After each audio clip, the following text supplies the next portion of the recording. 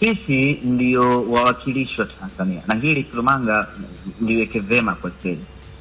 Simba ikiyumba, Tanzania inayumba. Simba iking'ara, Tanzania inang'ara.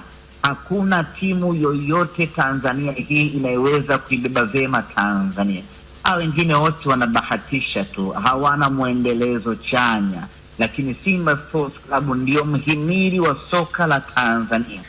Vilabu vinne unavyoviona vimeshiriki hatua ya makundi huu ni kutokana na nguvu na juhudi ya Simba Sports Club kuongeza pointi na hatimaye kufikisha pointi ambazo zikatupa nafasi ya kuingiza timu 4 Afrika. Hiyo ni kazi ya Simba Sports Club. Kwa hiyo kufeli kwao mimi wala hakunishtui. Mimi nikiendelea kufanya vizuri, Tanzania itaendelea kung'ara na kuheshimika Afrika hii.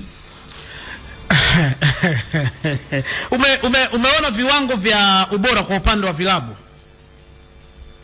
Unasema? Umeona viwango vya ubora kwa upande wa vilabu imetolewa? Nimeona. Simba inashika nafasi ya 8. Hawa Young Africans wako nyuma yenu kidogo tu hapa. Hakuna shida.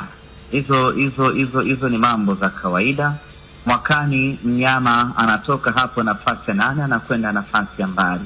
Tumetetereka kidogo tu msimu huu na tumepoteza nafasi hizo 2.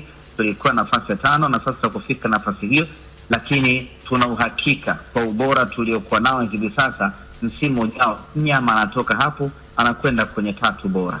EFM tunakusikiliza. TikTok 2026 tunakusikiliza.